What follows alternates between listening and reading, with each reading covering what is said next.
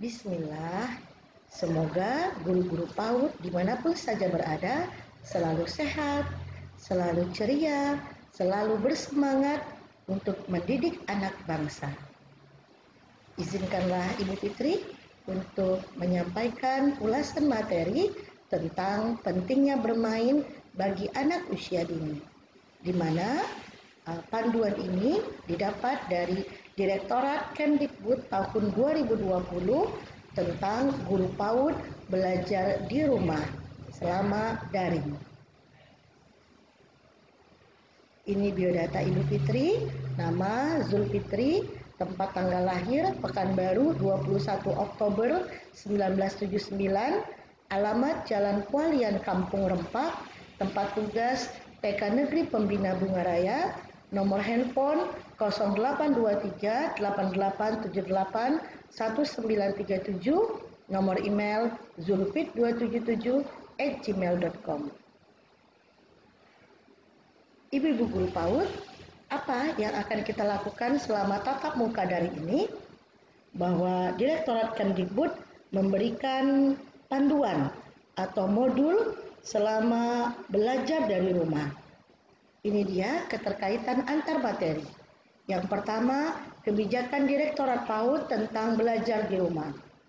Bahwa sejak ditetapkan COVID-19 ini sebagai pandemi, pada tanggal 11 Maret 2020, pemerintah melalui Mendikbud mengeluarkan peraturan pemerintah nomor 4 tahun 2020, di mana anak-anak belajar dari rumah dan guru-guru juga bekerja dari rumah. Ini juga berdampak di satuan pendidikan anak usia dini di Indonesia. Yang kedua, pentingnya bermain bagi anak. Nah, materi pentingnya bermain bagi anak akan kita ulas pada kesempatan kali ini. Adapun tujuan dari materi ini, pertama, peserta dapat mengidentifikasi alat main dan kegiatan main di rumah. Peserta dapat memfasilitasi orang tua melalui daring dalam mendampingi anak bermain di rumah. Kemudian, anak dalam proses belajar di rumah. Mengapa perlu mempelajari materi ini? Kita tahu ya bahwa anak usia dini adalah masa-masanya bermain, sehingga penting bermain bagi anak. Dan dalam anak-anak melakukan permainan, mereka menemukan pembelajaran untuk mereka sendiri. Sama halnya dengan prinsip PAUD, yaitu belajar seraya bermain, bermain melalui belajar. Sehingga penting bermain bagi anak. Bermain di rumah. Menurut pakar dan ahli Jean Piaget, bahwa Jean Piaget mengemukakan tentang bagaimana anak belajar. Beliau mengatakan bahwa anak seharusnya mampu melakukan percobaan dan penelitian sendiri, di mana guru bisa menuntun anak-anak dengan menyediakan bahan-bahan yang tepat. Tetapi yang terpenting, agar anak dapat memahami sesuatu, anak-anak harus membangun pengertian itu sendiri dan ia harus menemukannya sendiri. Dengan cara apa? Tentu saja dengan cara bermain. Ibu-ibu guru hebat, bahwa tidak dipungkiri tantangan pendidikan pada abad 21 ini memang dituntun. Dituntun apa? Dituntun untuk berpikir kritis, kemudian kreatif, kerjasama, dan komunikatif. Tantangan abad 21 ini juga menjadi tantangan bagi anak-anak usia dini. Bagaimana kita menyiapkan anak-anak kita untuk kritis, untuk kreatif, untuk mampu bekerja sama, dan untuk bisa berkomunikatif. Nah, kita sebagai guru dan orang tua menjadikan rumahku sekolahku. Bagaimana caranya? Yang pertama adalah rumah menjadi tempat anak bermain. Yang kedua, optimalisasi peran keluarga sebagai pendidik pertama dan utama. Yang ketiga, meningkatkan kepedulian dan tanggung jawab bersama antara satuan pendidikan dan keluarga. Yang keempat, mendorong penguatan pendidikan karakter untuk anak. Yang kelima, adanya keterkaitan antara yang dilakukan oleh satuan PAUD dan di rumah, sehingga connect, terhubung. Anak-anak jadi tidak bimbang dan tidak ragu bahwa aturan-aturan yang ditetapkan di sekolah juga diterapkan di rumah. Keenam, kegiatan di lingkungan rumah meningkatkan kemampuan anak dalam berpikir kritis, kreatif, komunikatif, dan kerjasama sesuai dengan tantangan abad 21 ini. Nah, ibu guru hebat, di mana ya anak-anak bisa bermain? Seperti yang kita ketahui bahwa anak-anak bermain sambil belajar, belajar melalui bermain. Mereka bermain di rumah di mana saja. Banyak sekali ruang yang bisa dijadikan anak-anak kita untuk bermain. Ada di ruang tamu, mereka dapat bermain di ruang tamu. Kemudian anak-anak kita dapat bermain di garasi, dapat bermain di halaman, di kamar tidur, kamar mandi, ruang keluarga, dan dapur. Kemudian, apa itu alat main? Alat main adalah alat-alat yang digunakan selama anak-anak kita bermain melalui belajar. Alat-alat yang ada di sekitar rumah atau ruangan untuk anak bermain tersebut. Nah, misalnya apa? Misalnya alat main dapur. Di dapur itu banyak sekali ya alat-alat yang bisa dijadikan main. Misalnya alat bahan bumbu dapur.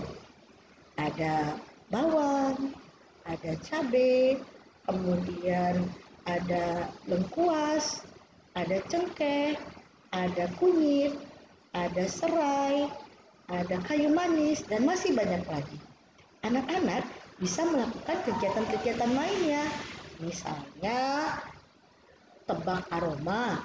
Oh, ini bawang merah. Ketika anak mencium bawang putih, oh ini aroma bawang putih ya. Kemudian ketika kita mencobakan mencium aroma cengkeh, anak-anak tahu ternyata aroma cengkeh seperti ini baunya. Kemudian bisa juga kegiatan mainnya menumbuk bumbu di dapur. Bumbu-bumbu yang ada di dapur. Menumbuk bawang, menumbuk kunyit, menumbuk jahe, dan segala macamnya. Nah, contoh juga di ruang makan ya teman-teman, ada alat-alat dan bahan, alat-alat main seperti sendok dan garpu, kemudian ada wajan, ada bahan-bahan makanan yang bisa dijadikan untuk kegiatan main. Misalnya apa kegiatannya? Misalnya memasangkan benda. Kalau garpu pasangannya apa? Tentu saja garpu pasangannya sendok. Misalnya itu kegiatan mainnya. Nah, seperti ini ya alat main di ruang makan. Juga ada alat main di ruang keluarga. Kemudian ada alat main di kamar mandi. Ibu-ibu guru hebat, di kamar mandi banyak kita temukan alat-alat yang bisa dijadikan permainan bagi anak-anak kita. Misalnya di kamar mandi itu ada gayung, ada sikat, ada sabun, sampo. Bisa dijadikan apa kegiatannya? Nah, banyak hal yang bisa dijadikan kegiatan main untuk anak-anak kita. Misalnya membuat gelembung sabun, kemudian bisa tahu benda-benda yang terapung dan tenggelam jika dimasukkan ke dalam air yang ember yang berisi air. Ya, kemudian alatnya sikat, mainnya apa? Mainnya misalnya menyikat kamar mandi, menyikat lantai kamar mandi agar bersih. Nah, itu bisa dijadikan kegiatan main yang menyenangkan bagi anak-anak kita. Seperti ini alat main yang ditemukan di kamar mandi. Kegiatan mainnya banyak ya yang bisa kita buat. Terus kita bisa menemukan alat main di halaman rumah. Di halaman rumah banyak sekali alat-alat yang bisa dijadikan permainan. Misalnya apa? Misalnya alat yang ditemukan itu ada daun, ada ranting, ada batu, ada tanah, pasir, dan masih banyak lagi. Kegiatan mainnya apa? Misalnya kegiatan mainnya menggambar tanaman yang ada di halaman. Kemudian menghitung daun yang ada di halaman, yang jatuh di halaman, ya. Kemudian bisa menyusun batu, seperti pensil, ya. Kemudian menghitung ranting yang jatuh dari pohon jatuh ke halaman. Nah, kemudian apalagi misalnya teman-teman yang hebat, ada juga alat main di kamar tidur. Contohnya kita bisa menemukan bahan dan alat yang ada di kamar tidur. Ada selimut, ada bantal, guling, kemudian ada gantungan baju, ada tempat tidur, ada kaos. Nah, kegiatan mainnya apa? Kegiatan mainnya banyak ya. Misalnya bisa kegiatan mainnya melipat selimut, kemudian kegiatan main seberapa tinggi tumpukan bantal, kemudian bisa menyusun baju sesuai warna atau mengelompokkan pakaian, singlet dengan singlet, kaos dengan kaos, rok dengan rok, celana dengan celana. Nah, ibu-ibu guru hebat, Kemdikbud Direktorat PAUD mengeluarkan tips praktis untuk guru dan orang tua selama anak-anak kita bermain di rumah. Tips praktis untuk guru dan orang tua, pertama, bermain harus disesuaikan dengan kemampuan anak. Yang kedua, alat main harus aman bagi anak dan hindari benda-benda yang mudah pecah, tajam, dan beracun yang sangat bisa membahayakan anak-anak kita. Yang ketiga, alat main mudah dijangkau.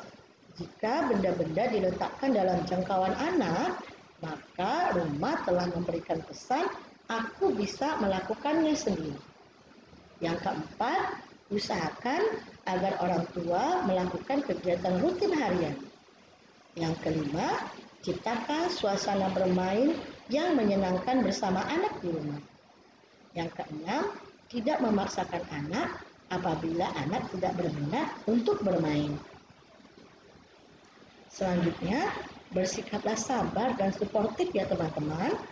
Yang kesembilan, jadilah contoh bagi anak karena anak akan meniru apa yang dilakukan oleh orang dewasa. Yang kesepuluh, libatkan anak dalam kegiatan sehari-hari di rumah. Kesebelas, biarkan anak untuk selalu menjelajahi, menemukan, dan mempelajari sesuatu berdasarkan apa yang ingin ia ketahui.